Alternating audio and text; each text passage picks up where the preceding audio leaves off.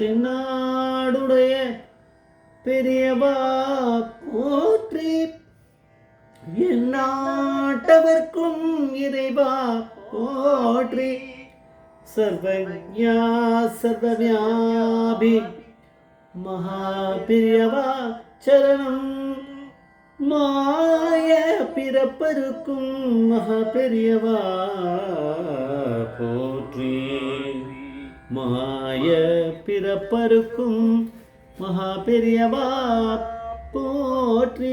அபாரகட சித்தம் ஞானதம் சாந்திரப்பணம் Sri Chandrasekharapuram பிரமாமதன் கலியுதயம் காட்சிமணி YouTube channel பிரத்யேகமான மகாபெரியோட பக்தர்களுக்கு ஏற்பட்டு கொண்டிருக்கும் அளவுகளில் ஒவ்வொரு நாளும் ஒரு அனுபவத்துக்கு ஒரு தலைப்பின் அனுபவத்தோட தலைப்பு உன்னோட குரு இவன்தான் தெரியுமோ, உன்னோட குரு இவன்தான் தெரியுமோ. இந்த சேனல் இவருக்கு சப்ஸ்கிரைப் பண்ணாலும் பண்ணுங்க, தரமே பாருங்கள்.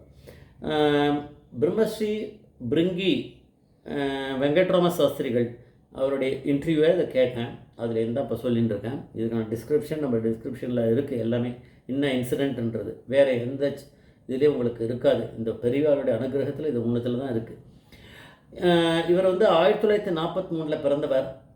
1949 6 வயசுலேருந்து வேதத்தை கற்றுட்டு நல்ல வித்வானாக ஆனார். 1956 மகாபிரிவா கிட்ட வந்துட்டார். ஒரு கைங்கரியம் பண்ணிட்டு அது மாதிரிலாம் இருந்தார். இவருடைய தாய் தந்தையர்கள்லாம் ராமேஸ்வரத்துலேயே செட்டிலாக இருந்தா. அங்கே வந்தால் அங்கே அவள் அங்கே இருக்கா. மகாபிரியா ராமேஸ்வரம் வரச்சே அப்போ பெரியவா ஸ்நானம் பண்ணுறா அப்படின்னா அதுக்கு சங்கல்பம் பண்ணணும். அந்த சங்கல்பத்தை இவருடைய அப்பா இவருடைய தந்தையார் ஸ்ரீ பிரம்மஸ்ரீ தியாகராஜ சாஸ்திரிகள் அவர் தான் மகாபெரிவாளுக்கு சங்கல்பம் பண்ணி வைப்பாராம். அப்படின்னா பார்த்துக்கலாம். அப்போ பெரியவா இந்த குடும்பமே ரொம்ப இதுவாக இருக்குது. தியாகராஜ சாஸ்திரிகளுக்கு 2 பெண் குழந்தைகள் இருந்திருக்கு. ரெண்டுமே ஒன்று மாற்றி ஒன்று சீக்கிரமாக உயிர் போயிடுத்த அந்த குழந்தைகள்லாம் இல்லை. அதனால் மகாபெரிவா ஷஹாபாடில் இருந்தபோது அதுக்கப்புறம் அவள் வேண்டிட்டு ஆண் குழந்தை பிறந்திருக்கு. அவள் கேட்டிருக்கா வம்சவிருத்திக்கு எங்களுக்கு ஆண் குழந்தை ஒன்றுன்னு. பெரியவா அனுகிரகம் பண்ணி கொடுத்துருக்கா, பழம் கொடுத்துருக்கா. அதுக்கப்புறம் அவளுக்கு அந்த குழந்தை தான் இப்போ பிருங்கி. அந்த பிருங்கின்றவர் தான் இப்போ நம்ம பார்த்துட்டுருக்க வெங்கட்ராம சாஸ்திரிகள். இப்போ பெரியவாக்கு கைங்கரியம் பண்ணிட்டு இருக்கார். அவருடைய இன்சிடெண்ட்டை இப்போ சொல்கிறார். பிருங்கி தான் பிறந்திருக்கா அவளுக்கு. ஒரு வயசான தம்பதி வந்தாலும், அதாவது இப்போ இவ பெரியவா கேம்பில் இருக்கார்.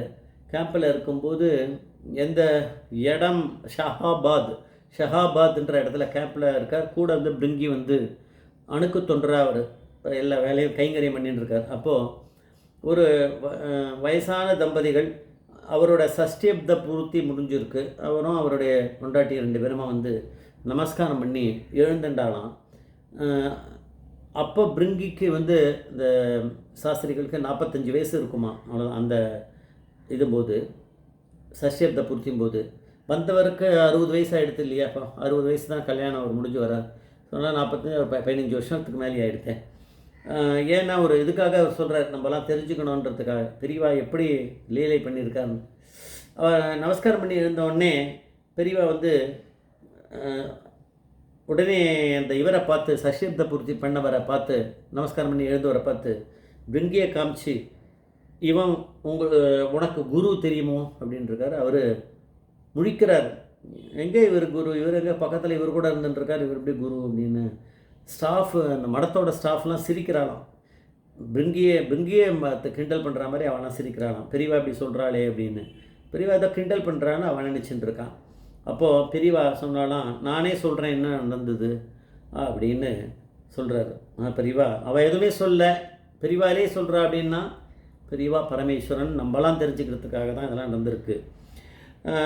பெரியவா சொன்னால், நீ ஸ்டெப் மதரோட பிள்ளை தானே அப்படின்னு. உங்கள் அப்பாவோட ஸ்டெப் மதரோட பிள்ளை தானே. அதான் முதல் பொண்ணு ஒய்ஃப் போயிட்டா, அதுக்கப்புறம் அதில் கல்யாணம் பண்ணிட்டு இருக்காரு போல இருக்கு. அவரோட பிள்ளை தானே அப்படின்னார். அந்த சஷ்டியப்த பூர்த்தி பண்ணிட்டவரை ஆமாம் அப்படின்னார் அவர். இவர் கேட்குறதுக்கு ஒரு பதில் சொல்லணும். பெரியவா தான் பரமேஸ்வரன் ஆமான்னார். நான் சொல்கிறேன் என்ன நடந்ததுன்னு. உங்கள் அப்பாவோட பொண்டாட்டி, அதாவது உன்னோட முதல்ல இருந்த தாயார் அவர் வந்து அவரோட அந்த பொண்டாட்டியை கூட்டிகிட்டு ராமேஸ்வரம் வந்தார். ராமேஸ்வரம் போது இதோ இருக்கானே இதோ பிருங்கியை காமிச்சி இவாத்துக்கு தான் வந்திருக்கான், கிரகத்துக்கு வந்திருக்கான். தியாகராஜ சாஸ்திரிகள் பிரம்மஸ்ரீ அவ அப்பா, அவர்கிட்ட வந்து இவர் வேதம் கற்றுக்கணும்னு வந்தார். ஆனால் பொண்டாட்டியை கூட்டின்னு வந்தார். கொஞ்சம் தங்கி பண்ணிக்கிறேன், அங்கே எங்கேயோ தங்கி பண்ணிக்கிறேன்னாரு. ஆனால் சம்பவம் ஒரு நடந்த அன்றைக்கி அவர் எங்கேயோ வெளியில் தங்கியிருந்தார், இங்கே வந்து வேதம் கற்றுண்டார் அப்பா கிட்ட, அதெல்லாம் நடந்தது. ஆனால் சம்பவத்துக்கு அன்றைக்கி என்ன எடுத்துன்னா, திடீர்னு அம்மா அந்த முதல் பொண்டாட்டி உயிர் போயிடுத்து. அவருக்கு ராமேஸ்வரம் புதுசு, அவருக்கு ஒன்றும் தெரியாது, என்ன பண்ணணும் என்னன்னு ஒன்றுமே தெரியாது அவருக்கு. அப்போது இந்த தியாகராஜ சாஸ்திரிகள் தான் இருந்து எல்லா காரியங்களும் பண்ணி வச்சுருக்கார். குருஸ்தானத்தில் தானே அவளை நம்ம நினைக்கிறோம், இந்த மாதிரி காரியங்கள்லாம் பண்ணுறவாளுக்கு எல்லா காரியங்களும் பண்ணி சம்ஸ்காரம் பண்ணுறது எல்லாமே அவர் கூட இருந்து பண்ணி வச்சுருக்கார். உன்னோட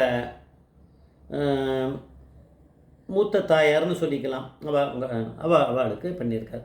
அதுக்கப்புறம் ரெண்டாவது பொண்டாட்டி, ரெண்டாவதாக ஊற்றிய உங்கள் அப்பா கல்யாணம் பண்ணிட்டார். அவளுக்கு பிறந்தவர் தான் நீ இல்லையா அப்படின்ட்டார்.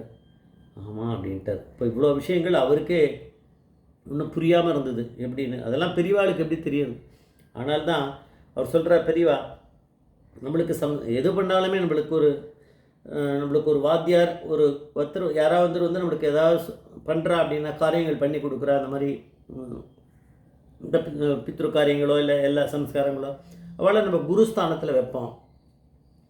இவனோட அப்பா குரு, அப்போ இவனும் குரு தான் உனக்கு.